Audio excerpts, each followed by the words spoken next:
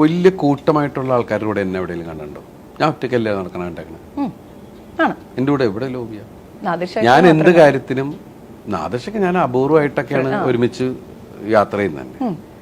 ഇൻഡസ്ട്രിയുടെ കാര്യത്തിന് വേണ്ടിയിട്ട് മാത്രമേ ഞാൻ സിനിമയുടെ നല്ലതിന് വേണ്ടിയിട്ട് അങ്ങോട്ടും ഇങ്ങോട്ടും പോയിട്ടുള്ളൂ. അപ്പോൾ ഒരിടയ്ക്ക് പറഞ്ഞു മമ്മൂക്ക ലാലേട്ടനൊക്കെ നമ്മളാണ് ഭരിക്കണേ എന്നൊക്കെ പറഞ്ഞിട്ടൊരു സമയം എനിക്ക് മനസ്സിലായിട്ടില്ല. ഞാൻ സിനിമയിൽ വരുമ്പോൾ ഞാൻ ക്ലാപ്പ് അടിച്ച് തുടങ്ങുകയും ഞാൻ അസിസ്റ്റൻ്റായിട്ട് വർക്ക് ചെയ്തിരിക്കുന്ന ഞാൻ ഇന്ന് ഏറ്റവും കൂടുതൽ റെസ്പെക്ട് ചെയ്യുകയും സ്നേഹിക്കുകയും ബഹുമാനിക്കുകയും ചെയ്യുന്ന രണ്ടുപേരാണ് അവർ. അത് കഴിഞ്ഞിട്ടുള്ള രണ്ടുപേര് സുരേഷ് ഏട്ടൻ ജയറാമേട്ടൻ. ഇവർ നാലുപേരും എൻ്റെ സീനിയേഴ്സാണ്. ഇവരിൽ സുരേഷ് ഏട്ടൻ്റെ കൂടെ മാത്രമേ ഞാൻ വർക്ക് ചെയ്യാത്തുള്ളൂ. ഞാനൊരു ഭയങ്കര ബ്രദർലി കൺസേണും കൂടിയാണ്. അവർക്കും എന്നോട് അനിയനോടുള്ള സ്നേഹമുള്ള ഒരാളാണ് ഞാൻ. ഒരിക്കലും അത് മിസ്യൂസ് ചെയ്യാനൊന്നുമല്ല. എനിക്ക് ആർക്കെന്ത് വിഷയം ഉണ്ടായാലും ഇവിടെ ഈവൻ നിങ്ങൾ ഡ്രൈവേഴ്സ് യൂണിയൻ്റെ അടുത്ത് വരെ പോയി ചോദിച്ചു, ആർക്കൊരു പ്രോബ്ലം ഉണ്ടെങ്കിലും ആ ഓരോ ആൾക്കാർക്കും വേണ്ടി ഞാൻ പോയിട്ട് പല കാര്യങ്ങൾ സംസാരിക്കാറുണ്ട്. എല്ലാവരും പേഴ്സണലി. എനിക്ക് ഈഗോ എന്ന് പറയുന്ന 3 അക്ഷരം ഇല്ലാത്തതുകൊണ്ടാണ്.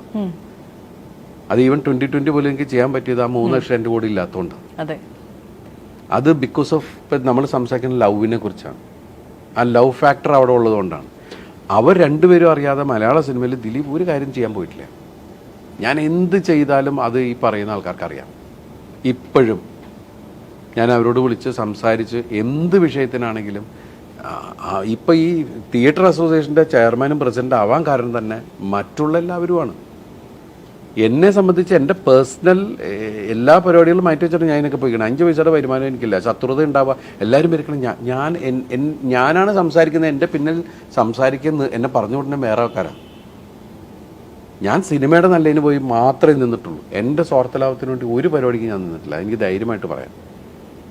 അതുകൊണ്ട് ഏത് അസോസിയേഷനിലാണെങ്കിലും ഏത് വ്യക്തിയുടെ മുമ്പിലാണെങ്കിലും ഞാൻ നേരിട്ട് കയറിച്ചില്ല. എനിക്ക് അവൻ എന്നെ കാണാൻ അങ്ങോട്ട് വരട്ടെ എന്ന് ഞാൻ ചിന്തിക്കാറില്ല. ഞാൻ ബേസിക്കലി ഇപ്പോഴും എൻ്റെ നിൽക്കുന്നത് ഞാൻ ടെക്നീഷ്യന്മാരുടെ കൂടെയും ടെക്നീഷ്യൻ്റെ സ്ഥാനത്ത് ക്യാമറയുടെ മുമ്പിലാണ് എൻ്റെ ജോലിയെങ്കിലും ഞാൻ കൂടുതൽ നിൽക്കുന്നത് ക്യാമറയുടെ പിന്നിലുള്ള ആൾക്കാരുടെ കൂടെയാണ്.